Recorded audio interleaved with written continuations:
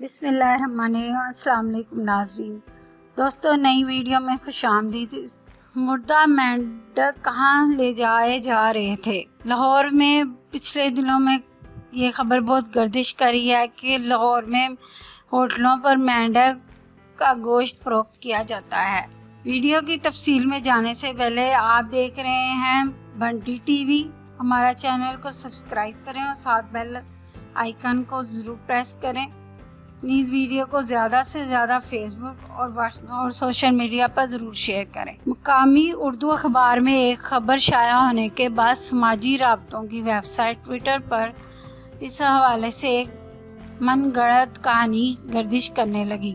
اس کہانی میں یہ دعویٰ کیا گیا کہ ایک شخص کو 185 کلو گرام مردہ مینڈکوں کے ساتھ گرفتار کیا گیا تھا۔ لاہور کے ریسٹورنٹس میں فروخت کے لیے لے جائے جا رہے تھے۔ نمائندہ سما کی جانب سے تحقیق کے بعد یہ خبر جھوٹی نکلی۔ سوشل میڈیا پر دعویٰ کیا جا رہا تھا کہ مردہ مینڈک ان ریسٹورنٹس میں بنائے جانے والے برگرز اور شاورما میں استعمال کیے جانے تھے۔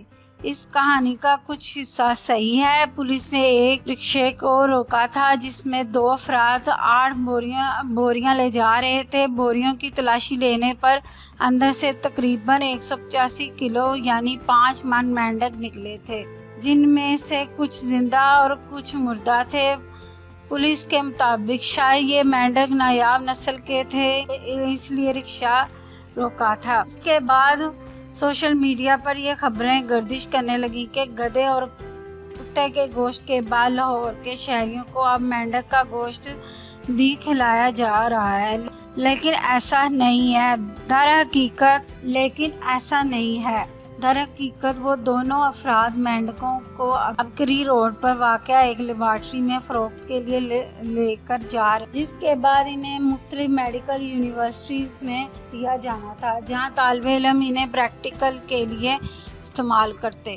پولیس نے ان دونوں افراد کو حراست میں لینے کے بعد محکمہ وائلڈ لائف کو بلایا، جن کا کہنا تھا کہ مینڈکوں کے حوالے سے کوئی قانون موجود نہیں، اس لیے یہ معاملہ ہمارے دائرۂ کار میں نہیں آتا۔ اس کے بعد پولیس نے دونوں افراد کو رہا کر دیا، جبکہ مینڈکوں کو دریا پر چھوڑ دیا۔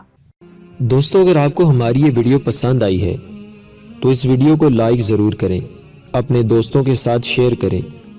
ویڈیو کے نیچے لال رنگ کے بٹن کو دبا کر ہمارے چینل کو سبسکرائب کریں اور